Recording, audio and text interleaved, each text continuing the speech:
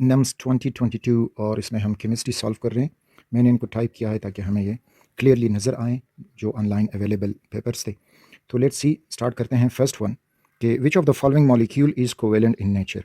अच्छा, remember covalent nature को find करने के लिए हमारे पास जो सबसे बेहतरीन रूल है दैट इज़ फॉजॉन्स रूल। फॉजॉन रूल्स की मदद से हम आयोनिक और कोवेलेंट फाइंड कर सकते हैं। फॉजॉन कहता है कि आयोनिक वो होगा जिसका स्मॉल पॉजिटिव चार्ज हो। स्मॉल पॉजिटिव चार्ज वाला आयोनिक होगा, लार्ज पॉजिटिव चार्ज वाला कोवेलेंट होगा। तो इसमें अगर हम देखें, सोडियम है दैट इज़ +1 चार्ज, उसके बाद मैग्नीशियम है, उसके ऊपर है +2 चार्ज, और फिर एल्यूमिनियम हमें दिया गया है जिसका है +3 चार्ज। तो लार्ज पॉजिटिव चार्ज कोवेलेंट होगा, स्मॉल पॉजिटिव चार्ज आयोनिक होगा। तो लार्ज पॉजिटिव चार्ज हमारे पास एल्यूमिनियम पे आ रहा है, या स्मॉल जो साइज़ है कैटाइन तो वो एल्यूमिनियम है। सो दिस इज़ वाई जो कोवेलेंट इन नेचर यहाँ पे है दैट इज़ चॉइस सी यानी Charlie. Next is which of the following property increase down the group in alkali metal. जब हम ग्रुप में नीचे जाते हैं तो कौन सी प्रॉपर्टी इसमें डिक्रीज होगी? तो ionization energy increases down the group, sorry decreases down the group, ये डिक्रीज होती है। Reactivity increases down the group, electron affinity decreases down the group, और electronegativity decreases down the group. क्योंकि सबका साइज़ के साथ रिलेशन है। Ionization energy is inversely proportional to size, यानी एटॉमिक साइज़ बढ़ेगा तो आयोनाइजेशन एनर्जी कम होगी। इसी तरह रिएक्टिविटी साइज़ बढ़ेगा तो रिएक्टिविटी ज़्यादा हो जाएगी। तो वो कह रहे हैं विच of the following increases down the group, so that is reactivity that increases down the group in alkali metals. Next जो है solubility of alkaline earth metals. अच्छा, इसमें सॉल्युबिलिटी कन्फ्यूजन इसमें यह है कि solubility of alkaline earth metals compound, तो अगर उसमें कंपाउंड है तो उसमें हाइड्रोक्साइड की सॉल्युबिलिटी इंक्रीज होती है डाउन द ग्रुप, और इस तरह से जो कार्बोनेट्स है तो वो इनसॉल्युबल हैं। और अगर हम उसमें देखें सल्फेट्स तो दे डिक्रीजेज डाउन द ग्रुप। तो यहाँ पे एम्बिग्विटी ये है कि वो कौन से कंपाउंड का कह रहे हैं, उन्होंने को कंपाउंड मेंशन नहीं किया। Any how solubility of alkaline earth metal अगर हम इस तरह इसको करेंगे so that is increases down the group, यानी ज़्यादातर कंपाउंड जो है वो डाउन द ग्रुप इंक्रीज होते हैं उनकी solubility. The next is geometric isomerism is exhibited by. तो जियोमेट्रिक आइसोमेरिज्म हम जो हैं ज़्यादातर अपने कोर्स के मुताबिक अल्कीन्स में ही पढ़ते हैं। So alkenes is the correct choice. उनमें सिस ट्रांस आइसोमेरिज्म होगी that is known as geometric isomerism. Next जो है इसमें कि benzene can be formed from phenol in which of the following reactions. तो यहाँ पे जो चॉइसेस में है that is reduction with zinc. Zinc के साथ जब इसकी रिडक्शन होती है तो फिनोल से ऑक्सीजन निकल के वो बेंजीन में कन्वर्ट हो जाता है। So choice b is correct choice. Lucas test is used for the identification of, very easy, that is used for the identification of primary, secondary and tertiary alcohols, that is choice B. Phenol has the following characteristics and physical properties. Crystalline, colorless crystalline solid, yes है. Colorless crystalline deliquescent solid, yes है. Colorless amorphous solid, no. Colorless amorphous deliquescent solid, no. अच्छा, अब ए और B में अगर हम देखेंगे तो क्रिस्टलाइन सॉलिड है, साथ में डिलिक्विसेंट भी है। डिलिक्विसेंट वो सब्सटेंस जो मॉइस्चर एब्जॉर्ब करे और उसमें उसका सोल्यूशन भी बन जाए तो उसको कहा जाता है डिलिक्विसेंट। और इसके साथ दूसरा टर्म्स होता है हाइग्रोस्कोपिक, जो जस्ट मॉइस्चर एब्जॉर्ब करता है लेकिन उसमें सोल्यूशन नहीं बनाता, लाइक दैट ऑफ H2SO4, तो वो जो है हाइग्रोस्कोपिक है। लेकिन फिनोल जो है वो डिलिक्विसेंट सॉलिड है। So best choice is choice b. Cannizzaro reaction is given by. तो केनी ज़ेरो रिएक्शन जो है वो जस्ट फॉर्मल्डिहाइड देता है, बाकी एसिटल्डिहाइड, एसीटोन, ब्यूटेनोन ये केनी ज़ीरो रिएक्शन नहीं देते। रिमेंबर केनी ज़ेरो रिएक्शन वो अल्डिहाइड और कीटोन देंगे जिनके पास कोई अल्फा हाइड्रोजन ना हो। फॉर एग्जांपल अगर हम एसिटल्डिहाइड दे लें that is CH3C double bond OH, तो ये जो कार्बन है जो फंक्शनल ग्रुप के साथ बॉन्डेड है this is alpha carbon, so it has alpha hydrogen, तो ये केनी ज़ेरो रिएक्शन नहीं देगा। फॉर्मल्डिहाइड को अगर हम देख लेंगे तो फॉर्मल्डिहाइड कुछ इस फॉर्म में आपको उसका स्ट्रक्चर मिलेगा, तो इसके पास कोई अल्फा हाइड्रोजन नहीं है, तो इस वजह से ये जो है केनी ज़ेरो रिएक्शन देगा। इसी तरह अगर आप ब्यूटेनोन को ले लेंगे तो उसमें भी अल्फा हाइड्रोजन मिलेगा। सो केनी ज़ेरो रिएक्शन कौन से अल्डिहाइड कीटोन्स देंगे? Having no alpha hydrogen. जिनके पास अल्फा हाइड्रोजन ना हो तो वो ये केनी ज़ेरो रिएक्शन देंगे। अगर आपसे पूछा जाए कि सपोज करें इट इज़ बेंजल्डिहाइड, तो क्या बेंजल्डिहाइड केनी ज़ेरो रिएक्शन परफॉर्म करेगा कि नहीं? So this is benzaldehyde. अब अगर हम देखें so this is the functional group, और ये जो कार्बन है दिस इज़ अल्फा कार्बन, और इस कार्बन के साथ कोई हाइड्रोजन मौजूद नहीं है, सो इट इज़ कि ये भी केनी ज़ेरो रिएक्शन देगा। डिटेल लिंक्स जो है वो मैं डिस्क्रिप्शन में देता हूँ, और डिस्क्रिप्शन में आप देख लेंगे इन सब के डिटेल रिएक्शन, वहाँ से आप फिर वीडियो लेक्चर में देख सकते हैं। तो यहाँ पे ऑप्शन है that is choice a alpha, that is correct choice. The identification test for ketone is Benedict solution test, ये एल्डिहाइड के लिए इस्तेमाल होता है। फिलिंग सोल्यूशन टेस्ट ये भी एल्डिहाइड देता है। एंड सोडियम नाइट्रोप्रूसाइड, इट इज़ नाइट्रोप्रूसाइड, इसको मैं ज़रा लिख दूँ, इट इज़ नाइट्रोप्रूसाइड टेस्ट। ये टेस्ट जो है वो सिर्फ कीटोन देते हैं, अल्डिहाइड ये टेस्ट नहीं देते। और टोलन टेस्ट ये भी अल्डिहाइड देते हैं, कीटोन जो है इसको नेगेटिव देते हैं। So the correct choice is choice c. Carboxylic acid are water soluble because they are more reactive, नहीं, रिएक्टिविटी का सॉल्युबिलिटी के साथ कोई ताल्लुक नहीं है। हैव हाइड्रोजन बॉन्डिंग, इसमें हाइड्रोजन बॉन्डिंग है, ये देखते हैं। Next, have a low melting point, इसका भी कोई ताल्लुक नहीं है। Have a high density, no. So the correct choice is choice B, कि हाइड्रोजन बॉन्डिंग की वजह से जो अर्ली कार्बोक्सिलिक एसिड हैं they are soluble in water. Next है कि which of the following represent the ideal gas equation. तो ideal gas equation ज़बानी याद है कि P V is equal to n R T, तो straight forward we have choice A, that is P V is equal to n R T. Next जो है हमारे पास जो आ रहा है, how should condition be change to prevent the value of given gas from expanding when its mass is increased. अच्छा, expand करने से तो रिमेंबर टेम्परेचर वॉल्यूम को बढ़ाता है, तो हम टेम्परेचर कम रखेंगे, सो temperature lowered. Pressure increase pressure से वॉल्यूम कम होगा, तो इस तरह से ये भी करेक्ट होगा। टेम्परेचर इंक्रीज नहीं, वो तो एक्सपेंड करेगा, तो ये हमें नहीं चाहिए। प्रेशर लोवर्ड, वो भी एक्सपेंड कर जाएगा, no. Temperature and pressure both lowered, नहीं, एक दोनों को हम लोवर नहीं कर सकते और इसी तरह दोनों को हम इंक्रीज भी नहीं कर सकते। सो choice A is the correct choice, कि जिसकी वजह से टेम्परेचर लो करने से वॉल्यूम डिक्रीज होता है और प्रेशर इंक्रीज करने से वॉल्यूम डिक्रीज होता है। द नेक्स्ट इज के which variable mention in ideal gas equation is assumed to be constant in other gas loss.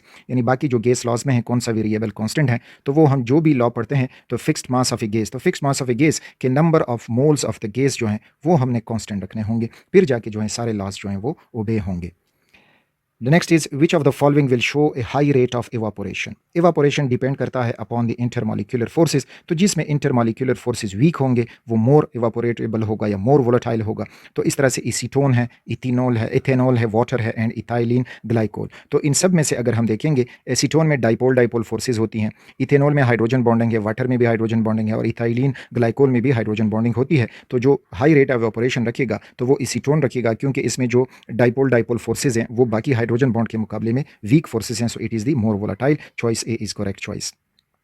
Specific heat of water, यानी 1 ग्राम ऑफ वाटर, इसका 1 डिग्री टेम्परेचर अगर हम बढ़ाएंगे सेल्सियस में या केल्विन में, तो उसके लिए जो हीट चाहिए होगा दैट इज स्पेसिफिक हीट, और ये इसकी वैल्यू है 4.18 joules per gram per Celsius. So choice A is the correct choice.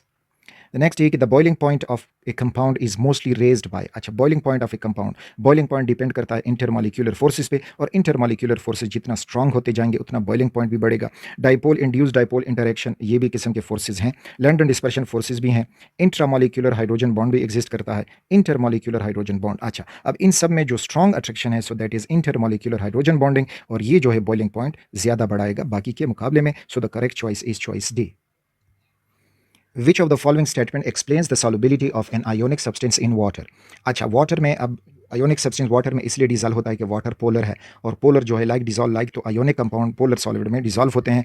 Molar water molar mass, no, इसके साथ कोई ताल्लुक नहीं है सॉल्युबिलिटी का। Water form dative bonding, no. Water molecule is polar, yes, this is the correct choice, so choice C is correct. Water है highest density, no, it has no relation with the solubility. Nature of a diamond as a solid is, यानी diamond जो solid है तो वो किस वजह से, कौन से टाइप ऑफ सॉलिड है जो क्रिस्टलाइन सॉलिड में एग्जिस्ट करता है। तो रिमेंबर, डायमंड जो है वो कोवेलेंट सॉलिड है, क्योंकि उसमें हर एक कार्बन 4 दूसरे कार्बन से बॉन्डेड होता है, और जिसकी वजह से इसका ये मैक्रोमॉलिक्यूल बन जाता है, और यही बॉन्डिंग, कोवेलेंट बॉन्डिंग इसको सॉलिड बना देती है। So that is a covalent solid. Next is के which of the following is as light as a feather and as strong as iron। तो रिमेंबर अगेन, ये रिपीटेड एमसीक्यू हमें मिला पिछले साल भी 2021 में। तो वो ग्राफीन जो है एक ऐसा पॉलीमर है जो लाइटर देन फीदर है और स्ट्रॉन्ग एज आयरन या strong as steel. The pH of human blood is, तो ये between 7.35 up to 7.45। So choice A is the correct choice. Proton number of sodium, और उसका सिंबल दिया गया है 23 एंड 11। रिमेंबर, चूंकि न्यूट्रल एटम है तो न्यूट्रल एटम में उतने ही प्रोटॉन होंगे जितना उसका एटॉमिक नंबर होगा। सो एटॉमिक नंबर इज 11, तो इसमें 11 प्रोटॉन एग्जिस्ट करते हैं, that is it's proton number. 1 mole of ethanol and 1 mole of ethane have equal मास, नहीं, मास में दोनों के मास में तो फ़र्क होगा, एक इथेनॉल है और दूसरा इथेन है। नंबर ऑफ एटम्स, एटम में भी फ़र्क आएगा। नंबर ऑफ इलेक्ट्रॉन्स, उनमें भी फ़र्क जब एटम में फ़र्क होगा। नंबर ऑफ मॉलिक्यूल्स, तो this is the correct choice, क्योंकि 1 मोल है तो 1 मोल एवोगेड्रो नंबर ऑफ मॉलिक्यूल्स जो हैं वो इथेनॉल भी में होंगे, और 1 एवोगेड्रो नंबर ऑफ मॉलिक्यूल जो हैं वो इथेन में भी होंगे। So number of molecule is the correct choice. The next में जब हम जाते हैं, so the first step involve in the determination of empirical formula of chemical compound is. तो एम्पेरिकल फार्मूला के स्टेप वाइज स्टेप्स होते हैं जिससे हम एम्पेरिकल फार्मूला कैलकुलेट करते हैं। तो उसमें पहला जो है that is percentage composition of each element in the compound, ये उसमें पहला स्टेप होता है। फिर परसेंटेज को ग्राम में कन्वर्ट करते हैं, एटॉमिक रेशो मालूम, मोल रेशो, एटॉमिक रेशो, और आखिर में फिर एम्पेरिकल फार्मूला हमें मिल जाता है। So the first step is percentage composition of each element. The next is the number of moles of carbon dioxide which contain 16 gram of oxygen is. अच्छा, अब इसको यूं फाइंड करें कि 1 मोल कार्बन डाइऑक्साइड अगर मैं लिख दूं, this is 1 mole of carbon dioxide. 1 mole carbon dioxide में 12 ग्राम कार्बन है और प्लस 16 दूने 32, 32 ग्राम इसमें ऑक्सीजन है।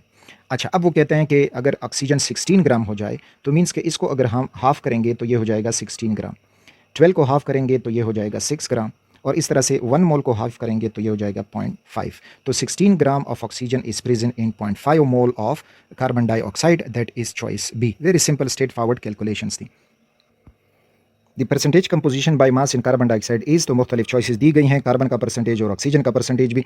तो हम इसको फाइंड कर सकते हैं। कार्बन का तो percentage of carbon is equal to atomic mass, जो एटॉमिक मास ऑफ कार्बन है in carbon dioxide that is 12, और divided by molecular mass of carbon dioxide that is 44 multiplied 100, तो इससे मल्टीप्लाई करके we will get the percentage of carbon dioxide. Further इसको solve करेंगे तो ये हो जाएगा कि 2 6 12 और 22 दूने 44।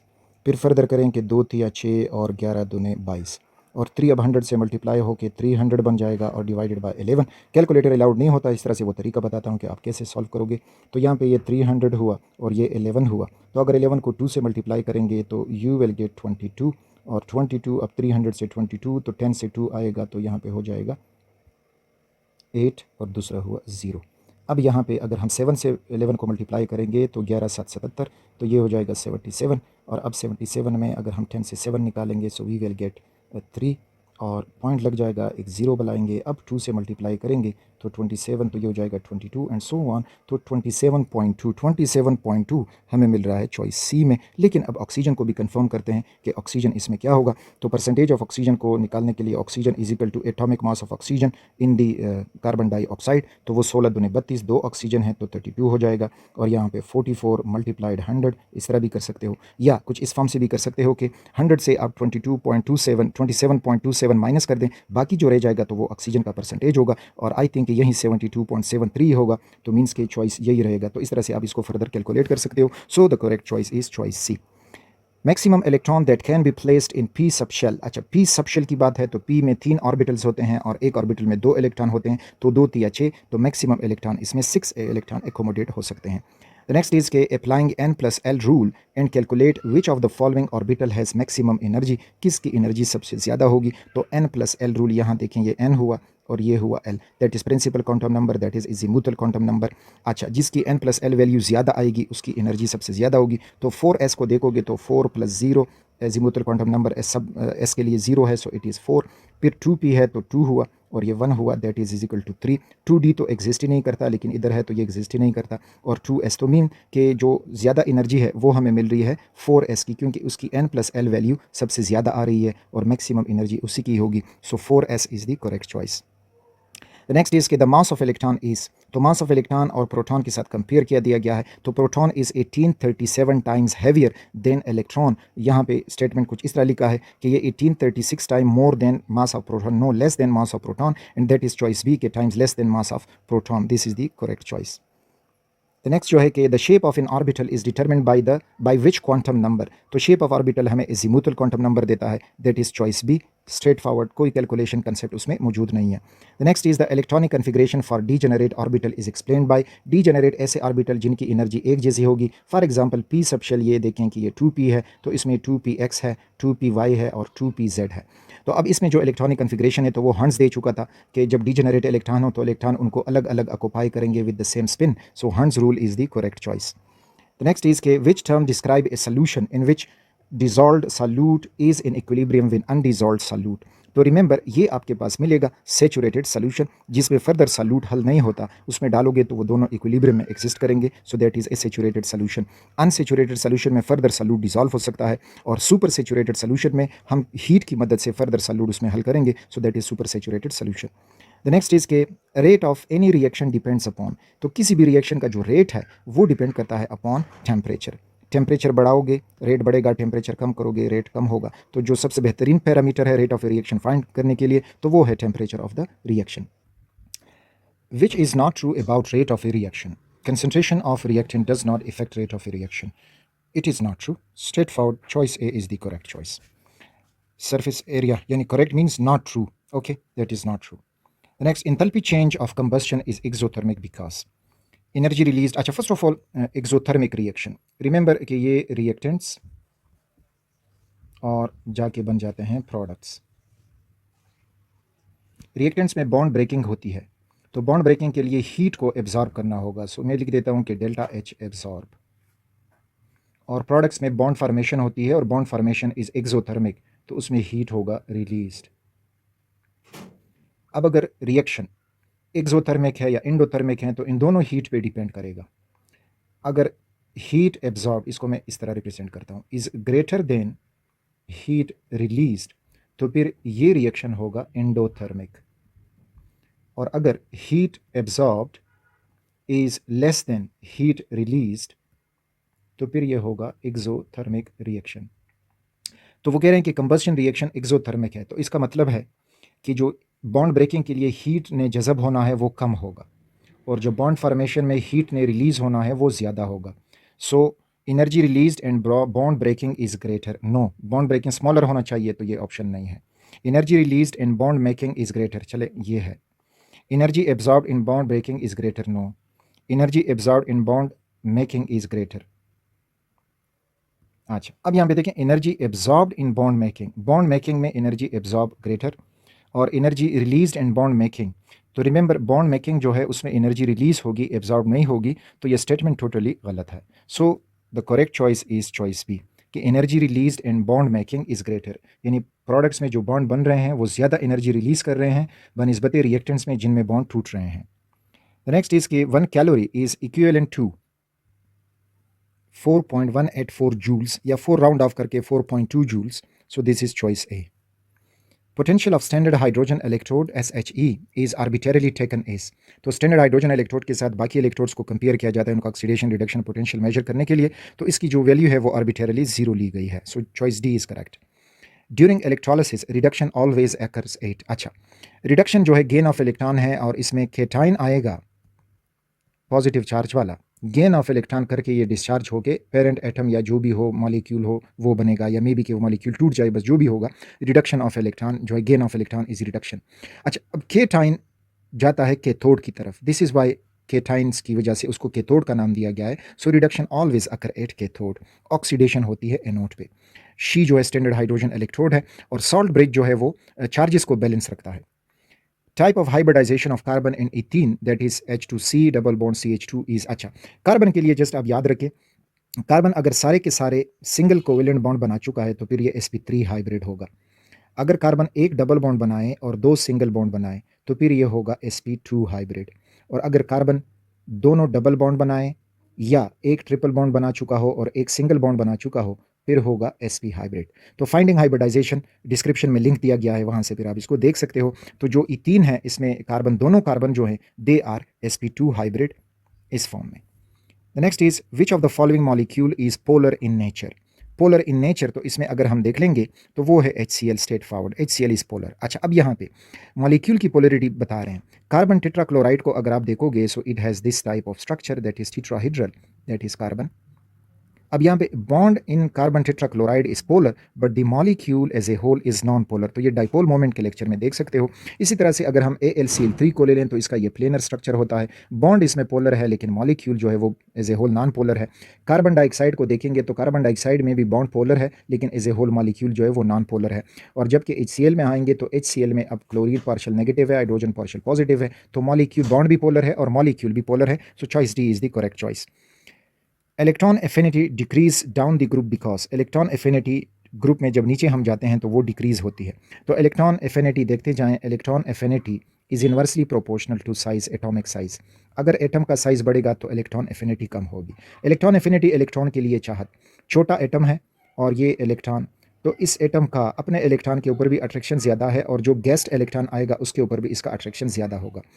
और इस तरह से अगर हम बड़े साइज़ का एटम लेंगे और ये हुआ गेस्ट इलेक्ट्रॉन, तो इसका न्यूक्लियस कुंज काफ़ी नीचे है तो इस वजह से वो लेस अट्रैक्ट करेगा इस इलेक्ट्रॉन को। सो साइज़ बढ़ेगा तो इलेक्ट्रॉन एफिनिटी कम होगी। So atomic radius increases down the group, this choice b is the correct choice. So that's all for the NUMS 2022। और इसमें ये सारे MCQs इस तरह लॉजिकली आप समझ सकते हो। And wishing you all the best. Thank you.